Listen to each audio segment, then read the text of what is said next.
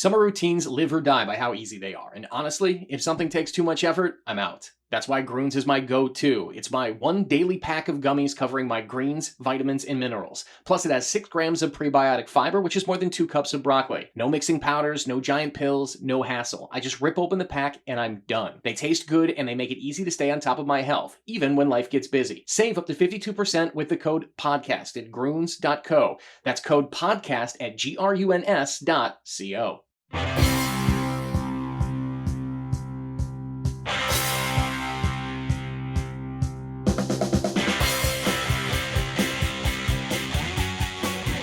Hi, everybody. This is Dawn Mitchell, and welcome to Dawn of Sports. Today, we're talking to our old friend, Andrea Yoch, and I don't mean to say old, but we've gone a long time down the road together.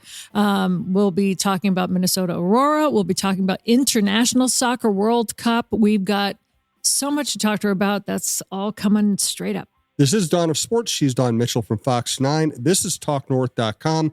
We're coming to you from the Aquarius Home Services Studios. Best way to listen to this show or any show at the network that you like, please subscribe to your favorite podcast app. It's free, it's easy, and it helps us out. Andrea and I've been friends forever. I can say that because I am old. It has been forever. And I was a baby. And you were a baby when I first met you. And it's just so cool to see what Andrea has done in this market with the Aurora, but with so many other things. So I'll let Dawn explain it all to you. Apparently, we're having a fossil show today. Who did I hear the other day? Somebody was saying, what a weird, it's like if you're on the internet and you say something somebody doesn't like, they will insult somebody like me for being old, right? Yeah. And I don't think you're old. Well, I am old, but I'm okay. But my point is, I can't remember who it was. I wish I'd give him credit. Some older comedian was saying, imagine somebody thinking it's an insult that you've stayed alive and stayed healthy and productive into whatever age. Right. I mean, it's the opposite. It is the opposite. I'm reading a book right now recommended by our friend Chris Hockey about what to make of a life. It's so good. Here's the quote. Yesterday I was like, this is so great.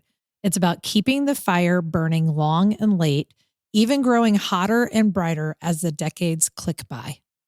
There you go. I like that. Aurora didn't even start until I was in my 50s. Mm-hmm. Wow. Right. Isn't that love good? That. Yeah. It's a book about how we spend so much time emphasizing like the best of your life is when you're young. Mm-hmm. And it's really not true. When It's you are absolutely young, not true. Life is a struggle, right? You don't have money. You're And trying you to figure don't out know anything. You're about to make 8 terrible decisions. Exactly. At the same time, Yes. probably. And that later on, you have the experience that allows you to make better decisions, to live your life more fully, take risks with confidence. And it's a fabulous book, and it really reframes the age thing. And it has all this evidence of really famous people that did their best things after 50. I love that. My grandfather, after he retired, he and my grandmother moved down to Florida, but they would go to a restaurant and he would turn to my aunt and be like, there's a bunch of old people in here. I don't want to go in here. And she's like, I looked around the room and they were younger than he was, but he didn't see himself that way. And he said, well, no, I'm not against older people, but it's that feeling. He was so remember the ab rollers? Remember when those were in? He was like doing an ab roller. He got roller skates, roller blades, and he would just do whatever he wanted to do. And people thought he was so much younger. They're like, your dad is so cool. I go, that's my grandfather. And he goes, yeah, it's called denial in a way. Like it's just denial, but you have this freedom also when you get older that you don't care what other people think and you can just try whatever you want to try if you keep yourself healthy, mentally, physically. So sometimes I'll do that. I'm like, yeah, I don't know. Like the vibe here is like boring and older. And like, they're younger than you are, Dawn. I am my grandfather's granddaughter for sure. My favorite t-shirt is it's strange being the same age as old people. Yes. I saw that there was a meme on Instagram and it was like this woman like shying away, like shielding her face and running away, says, when an old lady tells me she graduated the same year I did. I'm like, yes. Well, so I love talking about this richness though, Andrea, like you mentioned about when you founded Aurora, and it just kind of came out of sheer love.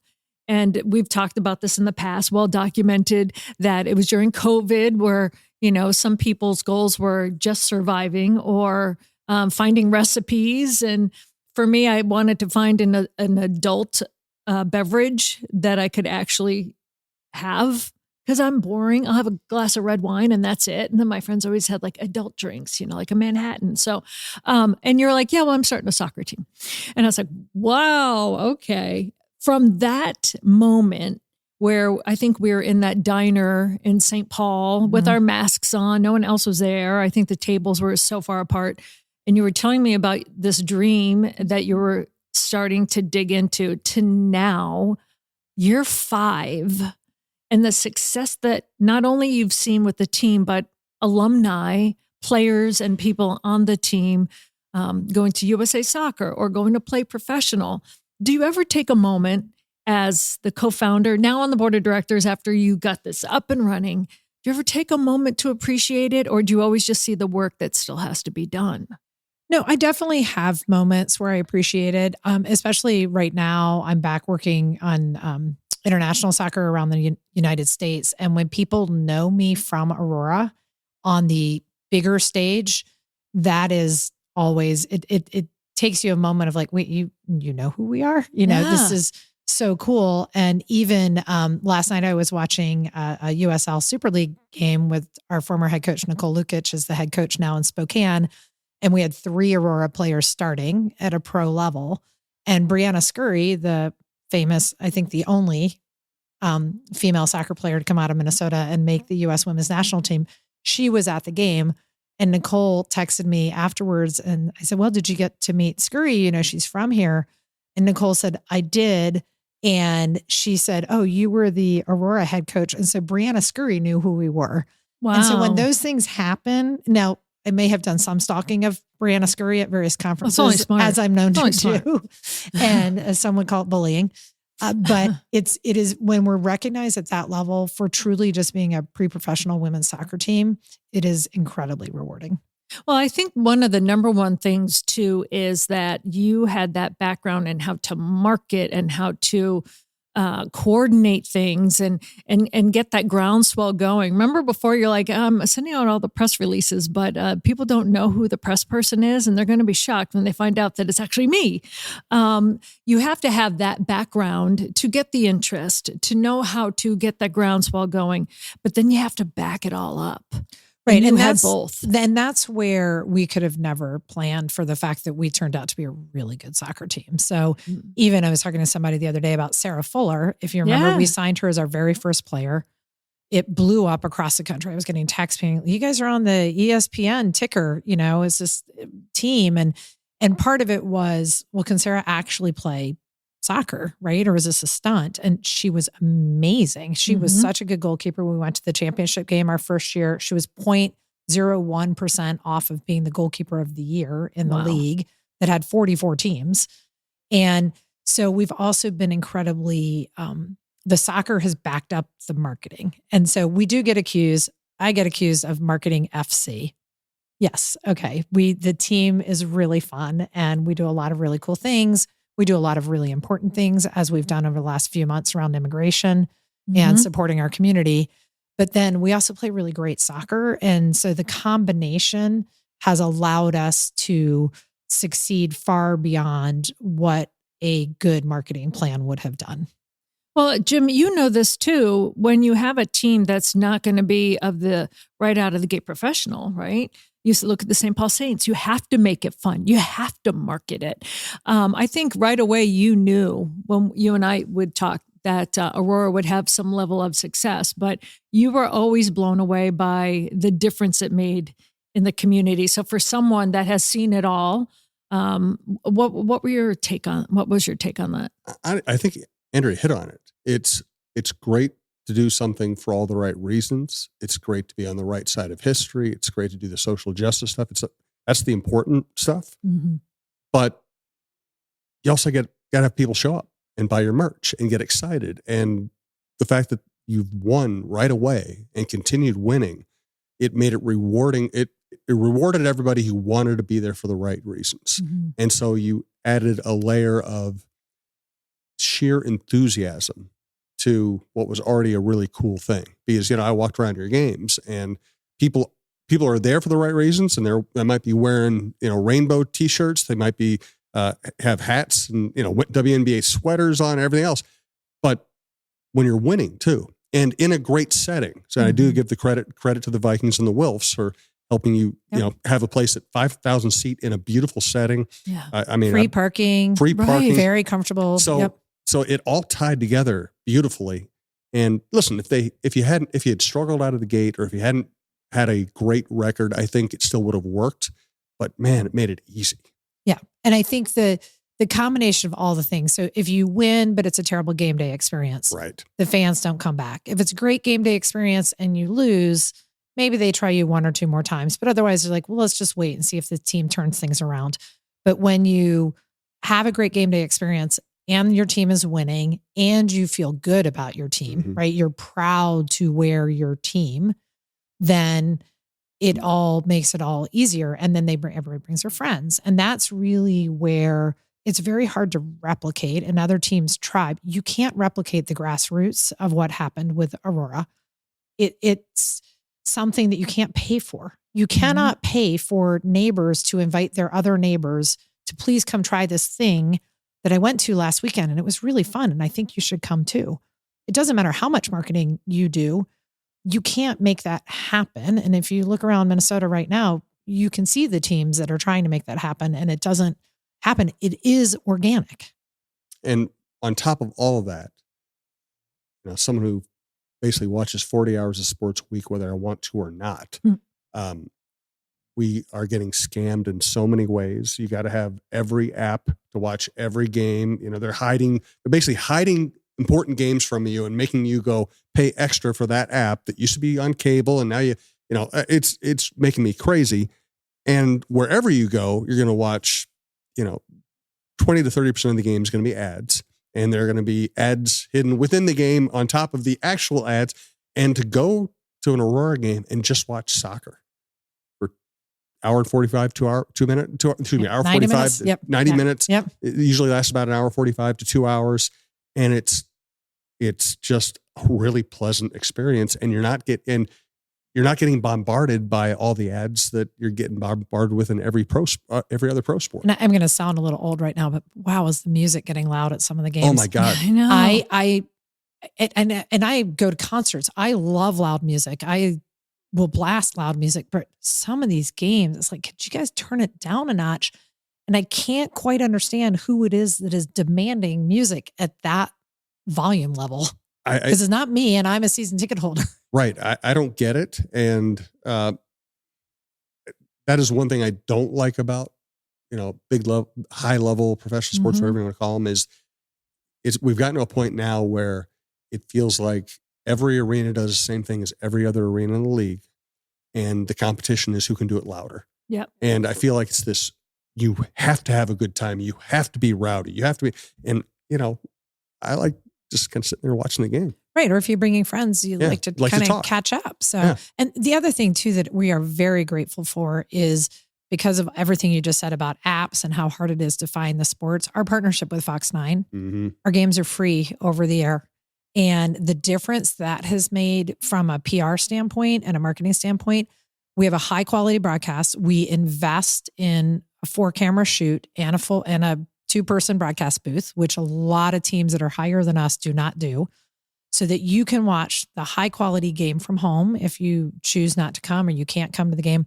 But then our highlights are easy to cut. And so from a business standpoint, and I try to explain this to other teams, we're not just putting our games on TV from an ego perspective. If you take the trickle down effect of a high quality broadcast on Fox 9 that everybody knows how to find, the highlights get cut, they get used on the news, right? That night, the next morning, we've had more goals on ESPN Sports Center than any team, not just at our level, but at the level above us.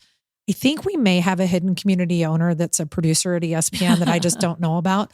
But because our broadcast quality is so good, ESPN will grab our goals and they will show it because they are making an effort to show equal men and women stuff. And so when we're hand serving a great banger that is a clear video with good angles, they want to pick that up. And so it's much more, we try to be just really thoughtful about how can fans learn about Aurora? How can fans feel like they can participate? And The NFL was built on free over-the-air TV. Yep, absolutely. Right? We all knew what time our games were. I grew up on the East Coast. So it was 1 o'clock, 4 o'clock, and Monday Night Football. Mm-hmm. That's how the NFL was built. And so I definitely, because I am a student of journalism and marketing and media, really the broadcast was very important to me, and not putting it behind paywalls and not making it hard. And Fox has been amazing, because not only do they don't just throw our games on, they promote our games through the news and through promos and commercials. And they're constantly coming up with ideas, and it's a full-fledged partnership. And I don't know how many teams around town have that either. Right. Well, and I can tell you from the Fox 9 perspective is that there was this excitement too when we saw the numbers that came through that very first year, because people were like, okay, well, this is a new team. Look what they're doing. Let's give it a shot. And they're like, well, people are still showing up to the stadium and they are watching. So it wasn't a one or the other kind of deal. And I thought that, I remember the first time you saw the numbers, you were like, wow. Yep. And I've seen other teams' numbers. Yeah. And so it can be hard. Yeah. It can be really hard. When I think even at one point, I remember us talking, and Jim, you'd written some sort of column, and I know you guys are tracking all the time things, and you can see where the interest is. Yeah. And so knowing that we have to be interesting and we have to provide stories that are compelling it's a good challenge for someone like me. And it's a lesson that I use across the country, but it is what people want. It's what you want as a reporter and a columnist, right? It's what, Dawn, you want for TV. Is nobody wants these scores anymore. Yeah, we want the stories behind. We want the stories. And Aurora is one big, beautiful story. That's right. Let's take care of the business and thank Aquarius Home Services. We are coming to you from the Aquarius Home Services studio. A couple of reminders. Leah B. Olson is a regular contributor to this show. And as the Lynx season approaches and the Wolves playoff season continues, she will be contributing occasionally here. Check her out. She's always great. Also, the rest of the lineup. This time of the year, John Krasinski on the Wolves, Michael Russo on the Wild, along with Anthony LaPanta, Roy Smalley, Lavelle E. Neal, myself on Chin Music, the baseball show. Check it all out. And again, if you like a show, please subscribe. You know what I really love? And while you were talking about the support, I think you also, and you didn't know this when you first came up with this idea, you also hit just this historical time in our lives where women's sports has hit another level.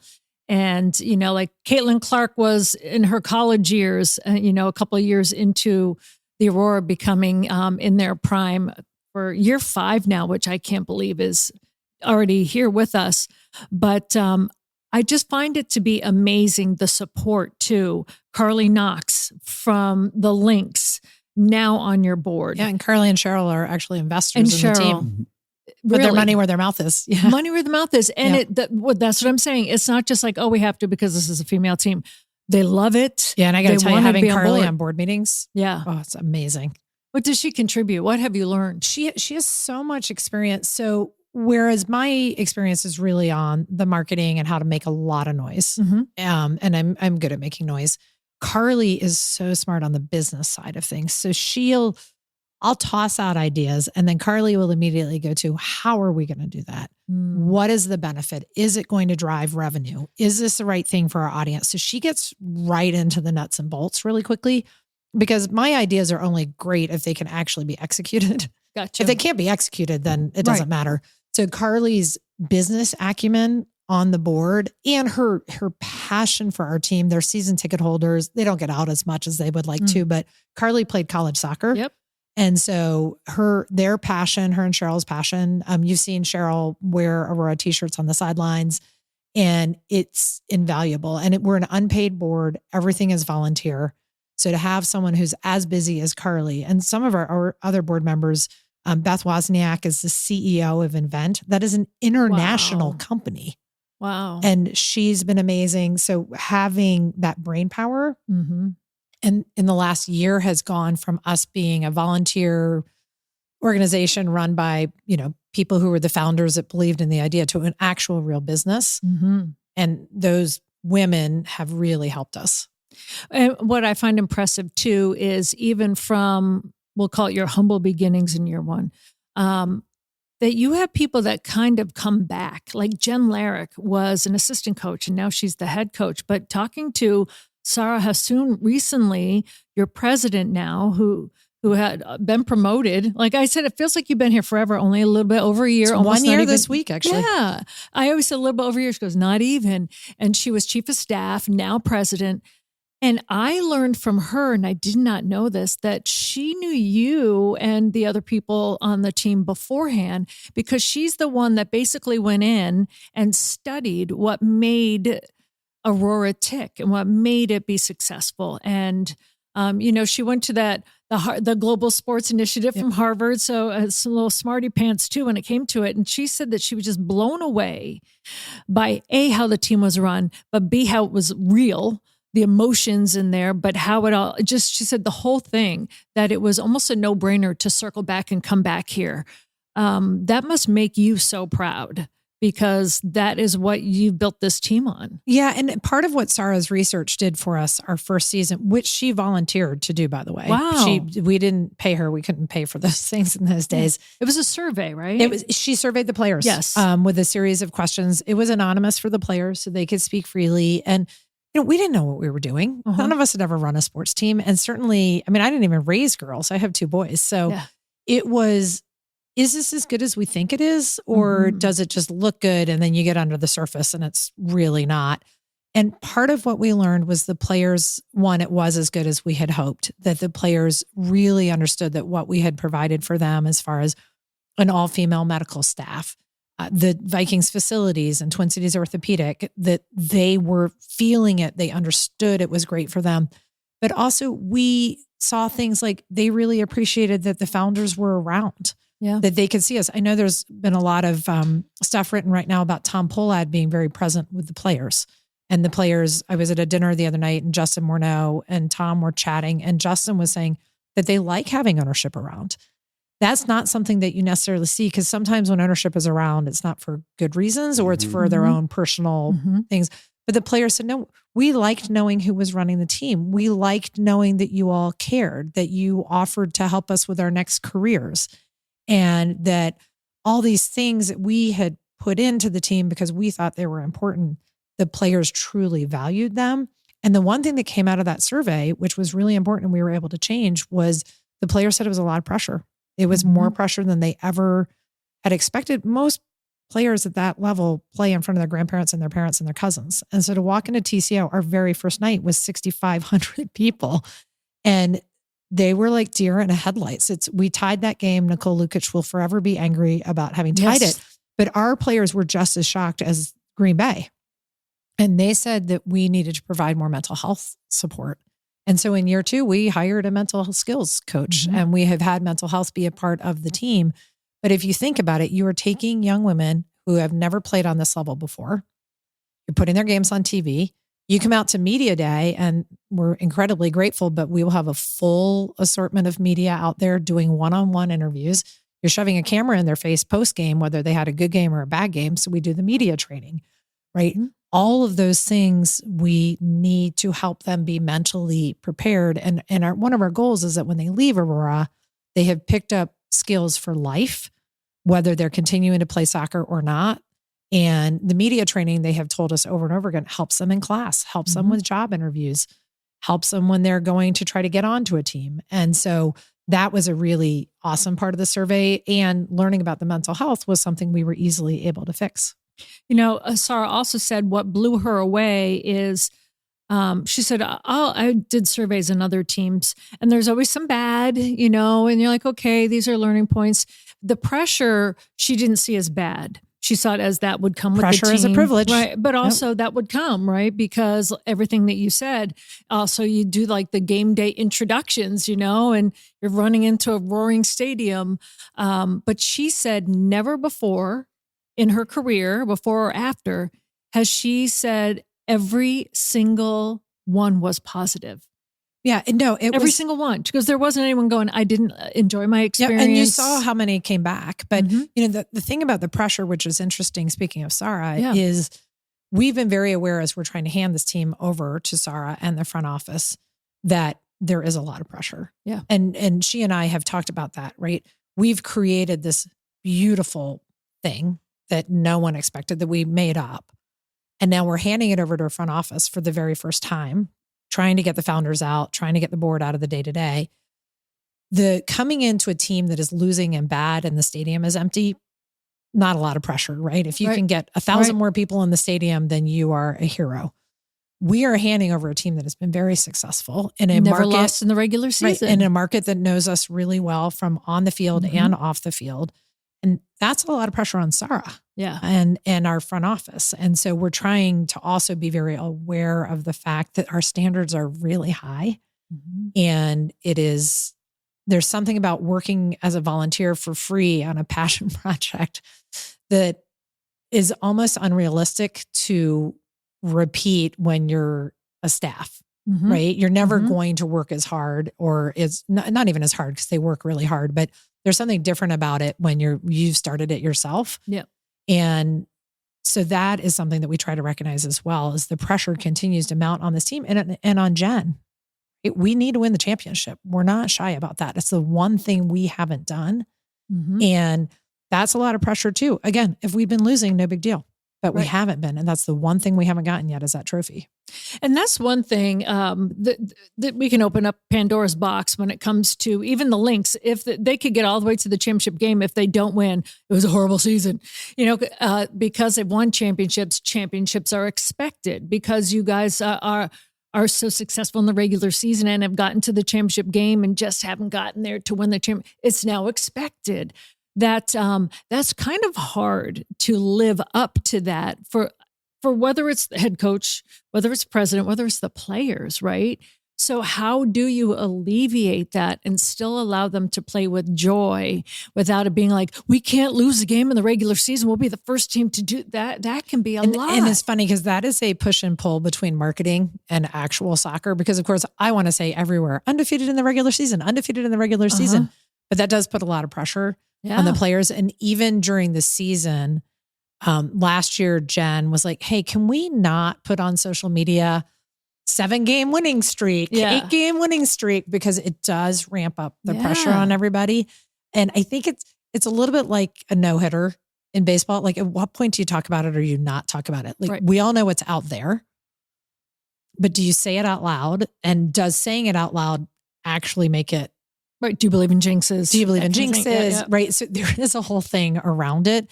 But I think Jen does a good job of setting the expectations early on that we are built to win. We recruit to win.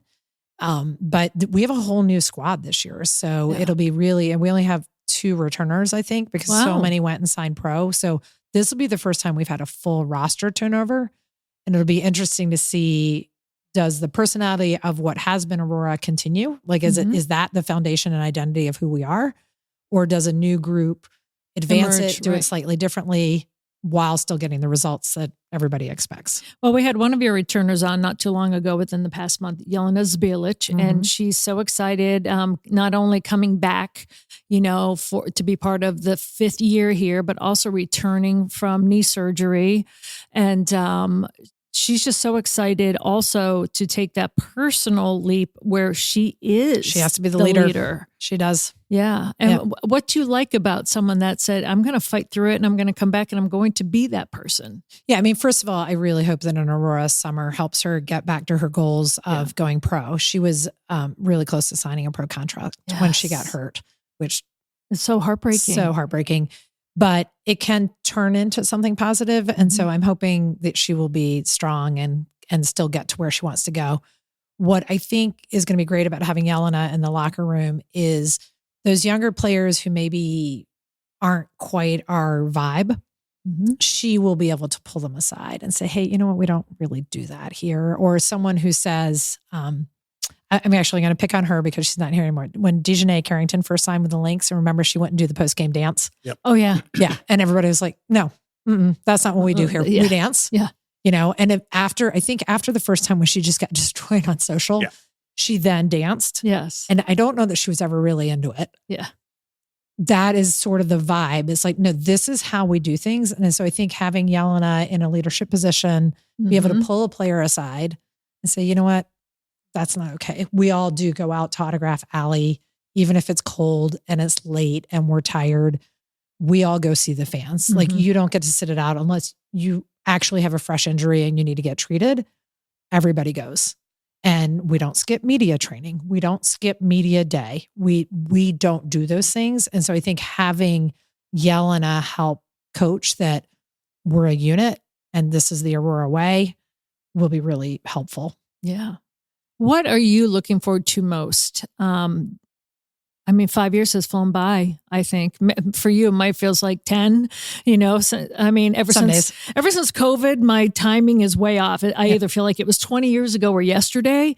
But how do you feel going into this season for you personally?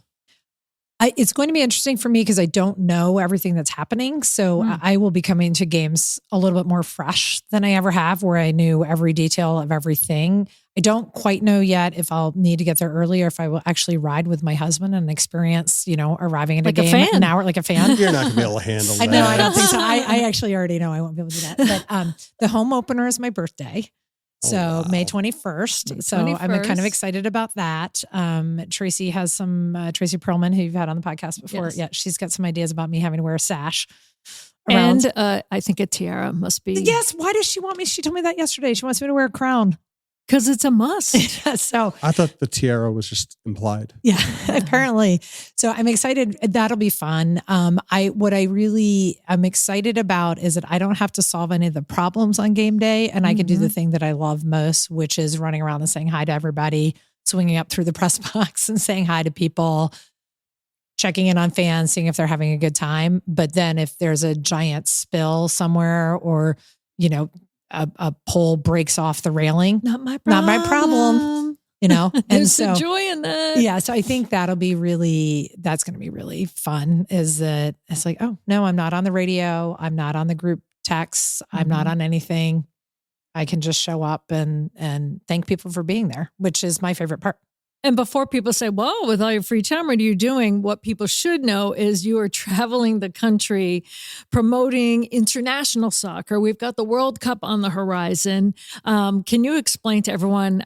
I know what you do, but I know you just went back to my native Boston and helped pull off some of the games there. But it's been a crazy time for you. Soccer just cannot leave your blood. I know. I love it. Yeah, I am. I'm really fortunate that the way I started in soccer, I was at Minnesota United, and then I started freelancing when US Bank Stadium opened. And so the company that hired me at that time works with the international teams to come over to the US to do games. And all of the teams now are wanting to warm up in the US before the World Cup. And so we have branded it Road to 26. And so in March, we had a whole series of games with Brazil, France, Colombia. So some of the top teams. France right now is number 1 in the world. Yes. So we had a series of games there, Croatia, which were amazing. And then we have a whole other round in June. And the games in June include Argentina, which is huge. And we are going to Texas A&M and Auburn, which are massive, giant stadiums. If we can sell out Texas A&M, it will be the largest crowd Messi has ever played in front of. Oh, wow. Really? Mm-hmm. He has never played in a stadium of more than 100,000 fans. Gosh, so I wouldn't have you got to go to SEC that. college football schools to get to the really. And we've had games. I've worked games before at University of Michigan and Ohio State. And so I've never done the SEC.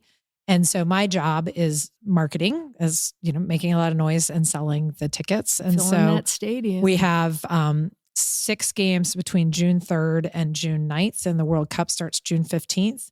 What's cool is the rosters for the World Cup are sealed on June 1st. So wherever these teams are playing, they are traveling with their World Cup rosters. Wow. And these are their last matches before the actual World Cup. And so while they're technically a friendly because they don't count towards competition, there's nothing friendly about these games. The game in Boston, there was a red card. There was fights, but the crowds are unbelievable. When you bring the national teams over, if you think about all of the immigrants in the U.S. Getting to see their countries play, it's a beautiful, it's nothing like we have in the United States. Now, if we can only get some of these cities to get it together, and make sure, like in New York, like you can't drive your car there. They're jacking up train tickets and the prices. It's like, come on, let's not gouge people that want to go to see these games. Some of it isn't the city's fault. Some of them is they're having to pay so much money to FIFA, that they're trying to figure out how to recoup it. So I don't know how much you followed the controversy in Foxborough. But Gillette Stadium is in a little town of Foxborough, and $7 million was needed for security. And Foxborough thought that FIFA was going to pay for it. And FIFA was like, no, that's your responsibility. And I became quite engulfed in this drama because we had a game coming up at Foxborough. And the city manager of Foxborough sat at these hearings and said, that $7 million is 30% of our annual budget. Yeah. If we pay $7 million to FIFA, we're going to have to cut fire trucks in the town of Foxborough. And that's very real about what is happening. And a lot of the revenue that normally cities would get back, you can't, because FIFA won't allow you to sell anything under it. So it is not Gillette Stadium. It is Boston Stadium. All of the stadiums in Philadelphia, it's not Lincoln Financial Field, it is Philadelphia Stadium. And part of why Minnesota withdrew was because the ask was so big, too high from FIFA, that they decided, I'm not sure correctly, but they decided not to do it. For many fiscal reasons. I am very much hoping they will rethink that when it comes to the Women's World Cup. Yes. Well, hopefully, I don't know. There's just so many what ifs when it comes to that. Like, I didn't realize that it was 7. That was the figure in Foxborough. Just for being security. From Massachusetts, I know Foxborough, many towns that would have hosted that. In any city that's an equivalent couldn't do that. Right. And it is made the World Cup unattainable for a lot of people, which for those of us who work in soccer and sports is sad. It is sad to me that this thing I was so excited about when it got announced is now something that I have turned down opportunities to work on, and I'm not even sure I want to go. Really? Yeah. It's pretty bad what they're doing to the fans and the politics of it. And just, I mean, if I'm willing to cut out certain stores because of how they're treating people, then it's like, do I really want to give some money to the World Cup? It's really been quite controversial how they've handled it in the US. And so it's going to be very interesting to see how it goes. FIFA should just pay for all the security by taking money out of the bribes they've received. Oh, right. Yep. No, I don't mind saying this because everybody knows I was offered a position with FIFA. It was my dream job, but it required everybody moving to Miami. And even though I would have been traveling a lot, so I said, why do I need to move to Miami? And I even showed them a map of the beautiful Twin Cities Airport and how we are nonstop to every US city. Right. Yep. And they didn't care. And from Miami to Vancouver, which is a World Cup city, was 9 hours with a connection. Yeah. Whereas from the Twin Cities, it's nonstop. Right. Everybody has to go to Miami. And so you do have to wonder what sort of deal was cut to require people to move to Miami, rent apartments and cars and plane tickets and buy food when there's no logic to it. I mean, I've worked on some of the biggest matches in the United States with the biggest teams in the world from my house in St. Paul. And if Manchester City is willing to trust me with the Premier League trophy sitting in my house in St. Paul, why isn't that good enough? We will not disclose our address. Yeah. My house. I don't have the Premier League trophy. I'm just saying. Met the Premier League trophy up in different cities. But it's going to be really interesting, everything to see that comes out on the World Cup and whether or not fans show up. The last figure I saw was it is cheaper to buy a plane ticket and an Airbnb and go to Europe and see a Premier League game than it is to go to Kansas City. Well, shameless plug or not so shameless plug. You can watch them for free on Fox 9. Yes, exactly. Yes. It'll be great. And the times are going to be perfect because the games are in the US. Right. From the comfort of your own couch. You can turn it on for free and watch it there. Well, and part of why these pre-World Cup matches have been doing so well is like our get-in price at Auburn is $45. Oh, wow. So you can go see Argentina play for $45 and the highest price for like the best seats is $600. And so, the opportunity to go see your national team and go see players like Mbappe and Messi right in front of you. James Rodriguez, who's now with Minnesota United, he plays for Colombia. Yeah, he he was at our is. games. He ended up getting sick after our game. I So I don't know know. what happened. The dehydration, they said dehydration, but it wasn't that hot. So I don't know what that was. But that's Bad part of why our sushi. games are being so well received and we're Mhm. selling them out is because they're accessible. Would you have ever thunk, going back to your Boston College days, that the one sport that you'd kind of be entrenched in right now in your life would be football? Never. I never would have thought any of this would have happened. It's part of why that book that I'm reading from that Hawk gave me it's so amazing how you hit these points in your life.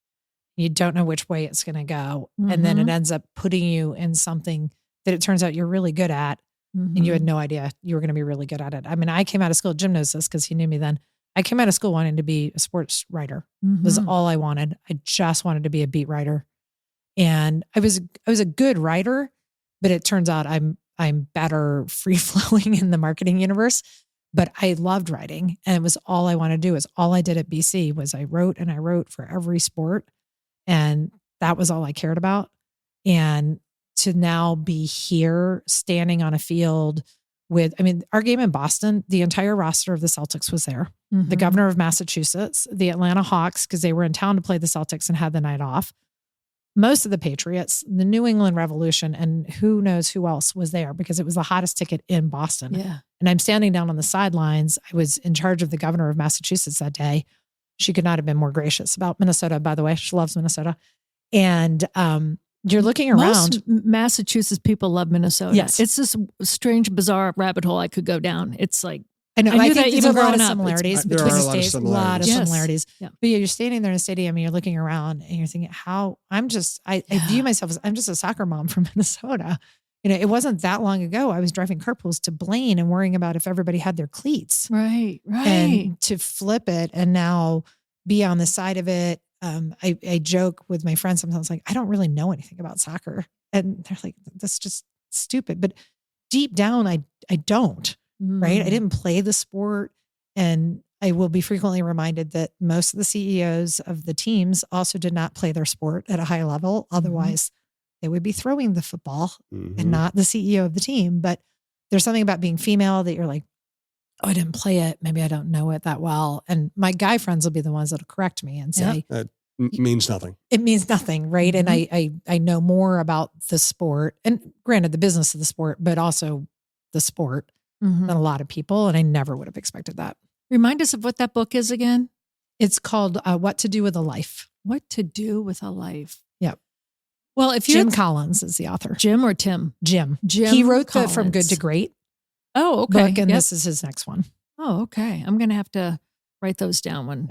I'll send it to you. Okay, good. Because I'm in that time of my life where I'm glad you brought that up because some things are so surreal. You know, like, were there any things that pointed to you that now that you look back, like you said, I was just a soccer mom, blah blah blah. I was always really good at networking. Yes, that is one thing I will say. And in fact, I just Steve LaCroix from the Vikings is the one that brought me into that match in 2016 at US Bank Stadium, and I was always really good at connecting and then remembering that person and then finding a way to stay in touch with them even before we had all the devices. And so I think that served me well to help me get to my next step. Even when I had no idea what my next step was, I would see something interesting. So when I left Care 11 to go to Minnesota United, there had been a tiny little paragraph in the Star Tribune about Bill McGuire had bought the soccer team. It was literally one paragraph in the sports miscellaneous list. And I thought, oh, that was kind of interesting. And I'd been at Care for 10 years and I loved it, but I'd kind of done everything. I do get bored easily. And I thought, oh, that's interesting. And then Bill Robertson, who I think you guys both know, he was consulting for McGuire. And so I called Billy and I just said, hey, like, I'm kind of interested in what Bill's going to do with his team. Could you connect me? And so I went to breakfast with McGuire and he hired me the next day for a job that we made up. And so I think part of what I wrote on LinkedIn is that networking, the connecting is so important because you can't sit in your house and wish for something to happen. You have to figure it out. And Jim, he doesn't like it when I talk about this, but when I first started, and Jim was very young as well. I started here because Jackie McMullen from the Globe, when I was moving to Minnesota, told me to call Dan Barrero. Mm-hmm. Dan took me out to lunch, and then Dan sort of introduced me to some folks. That led to an open position at the Pioneer Press. So I went over to the Pioneer Press, which then from there got me over to KFAN, which is where I met Jim because I was down at spring training, and he was so kind and he introduced me to other people, and it just creates this network. And then here we are sitting here, however many years later, we won't say. At least 8 or 9 years Right. later. And then you go to start a women's soccer team, and we're lucky because in our market, people stay. And you're like, oh, I can run this by Jim. He's a friend. He'll tell me if I'm absolutely full of it or if there's potential here when it comes to story ideas or anything. And so that foundation that you build, I think, is something that I was good at. I still really like to do because I'm an extrovert anyway, but I think is really important for anybody. You know, Jim, you're probably going to get a little embarrassed, but I do always want to give you your flowers on this. You have been such a champion for, and I hate to say for women, but I happen to be a woman. Yeah, you happen to be a woman. he has been. Ever since I knew you before even I moved here. I know your wife is such a strong, brilliant, smart woman. I love the fact, and I can't champion you enough. I know you like to hide behind, I'm curmudgeon and I'm going to write articles to get people mad. You are such a champion and active in helping women in sports, but also just smart women. And I wish we could clone you. I really do, because I don't think people tell you enough just how rare it's been in my life. Mine too. But how important it is. And I just want to thank you. I agree. If I could have sat in my condo by myself every night in spring training, but Jim made sure I had somewhere to go to dinner. Yes. And then introduced me to the other people. And I was 25, 24. Mm-hmm. I was the only female down there. I was getting harassed by the players, not sexually harassed, but just bullied. And Jim made sure I was never by myself. Yep. And I don't know if you remember this, but one of the very first times there was a scrum in the locker room. Afterwards, I was so nervous to go into the locker room. And you just told me, said, you don't have to ask a question. You can just listen, just record the answers. And I was like, oh, you're right. I don't have to prove myself at all. I can just get everybody else's answers. And that stuck as just as I was growing and learning. I don't always have to be the smartest person in the room. I could just listen. But you usually are, Jim, the smartest I wish person people in the could room. see Jim blushing right now. He is. He's blushing. I just have a bad face. Just a lot of red burst capillaries. Yeah. That's all it is. That's it. Well, but as parting words, people that are listening to this, whether they're young and they want to follow their dreams, and it doesn't have to be in sports, and talking about this book that you read kind of made me think. People always say, what is your number one piece of advice? And I hate being asked that question because there's so much. But where you sit now in your life, when you look back on it, when young people say, how do I get started? It's the networking, and you just show up. But what maybe is the number one lesson that you have learned that's really helped you in all facets that you would like younger people to know? I think really the biggest thing, you do have to show up. That is actually always my number one advice. You have to show up when a band is playing, and you have to show up at showers and all the things. You have to go to the games and learn and see what's happening. You cannot do that virtually. But also don't think you have to have a path right now. And this is reinforced in this book as well, but I've always believed in, there's so many people that think they have to have a 30-year plan. I guarantee you, if I asked a young Jim Suhan if he would still be at the same newspaper for most of your career, you never would have believed it. No, I thought I was here to just climb a ladder and go someplace else. Right. And I thought I was in forever. Minnesota for 2 years. Yep. And now my husband's ready to move. And I'm like, I can't go. These are my people. This is my place. You probably didn't think you were going to make your life in Minnesota. No, I had a 3-year contract and I said, I'm 3 and out. Right. Football. I Get said, me I'm back just to the 3 East and Coast. out. I'm not from here. It was a tough transition. I just think when you get older and you make that transition, now it's been 21. Right. Yeah. And I've been out here my entire adult life. Yeah. I moved out here the fall after graduation. Oof. And I think that young people, and I see it with my kids too, that they feel this pressure to have a plan. Yeah. They don't have a plan. Just enjoy. Some of my jobs lasted for 14 months before my next opportunity came along. And I was like, oh, that sounds pretty great. Yeah. I'll go try that. Now, obviously, you have to earn money and you have to have, unfortunately, in our country, benefits, because we don't have the universal health care that I think would allow you to take more risks.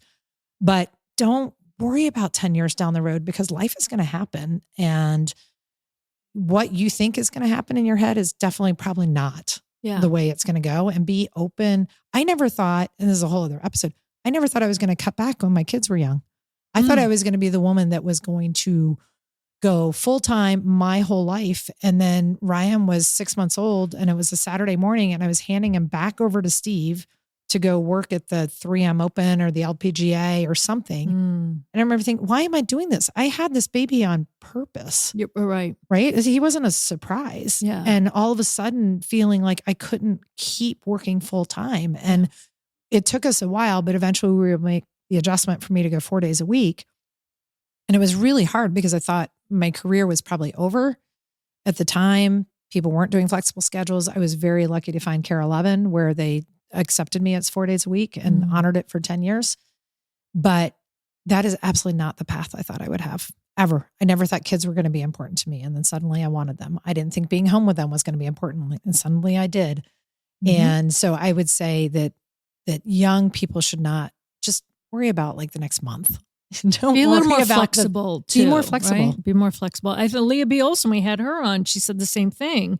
And now it's come full circle. Now that her kids are older, now she's covering the WNBA back for the network again. Yes, great. Well, and even I know you had Cassidy on from the Star Tribune. Yes. She came up here to do an internship. Yes. Right? She was going to do an internship. She's not from here. And I think we've got her now. And we Well, never I think she's let her hooked. leave. Well, I tell you what, I mean, I'm not going to let her leave. Cassidy gets to town, and I swear to God, within 2 weeks, everybody I knew on the staff's like, "Oh, She's great. She's gonna be here forever." Yeah. Yep. She's awesome. And now that she's a women's beat writer, like we're so excited about that. But I remember meeting her and she moved up from Georgia.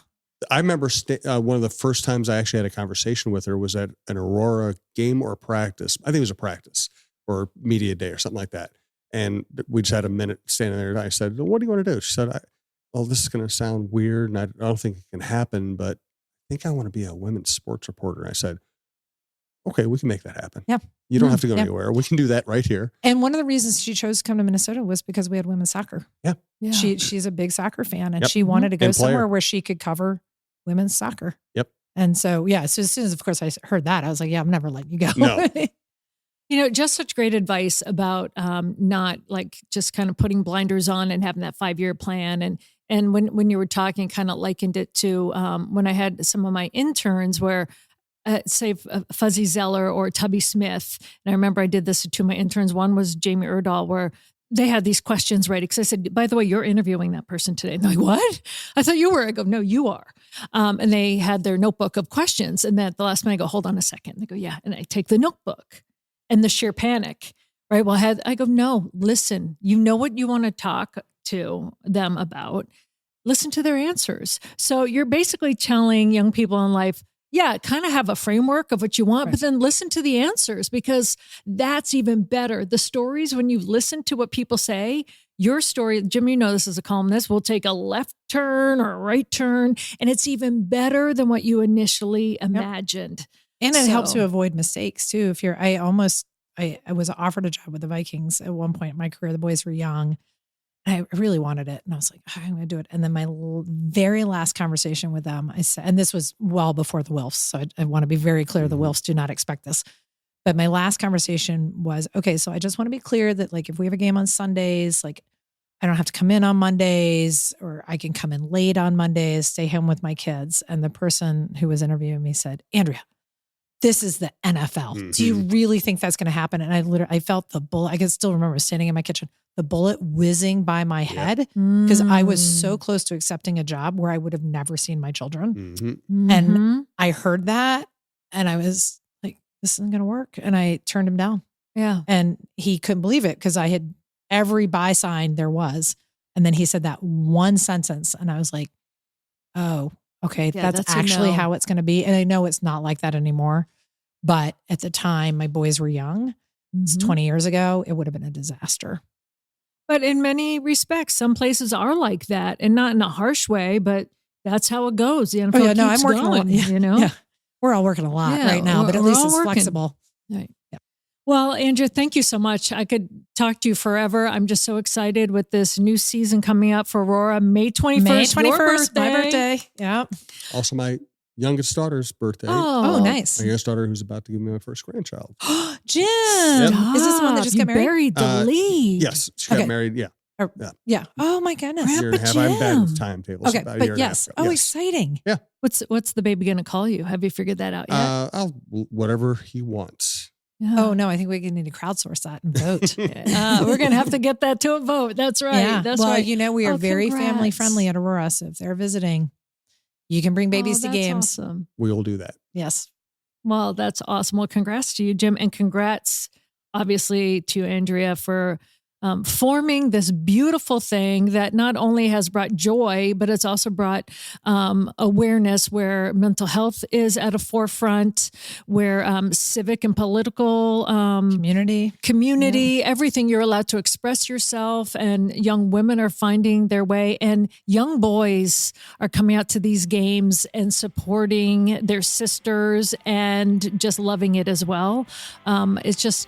It's grown because, like you said, you didn't have the blinders on. You started with something and you just let it take shape, and it really has. Congrats to you. Thank you.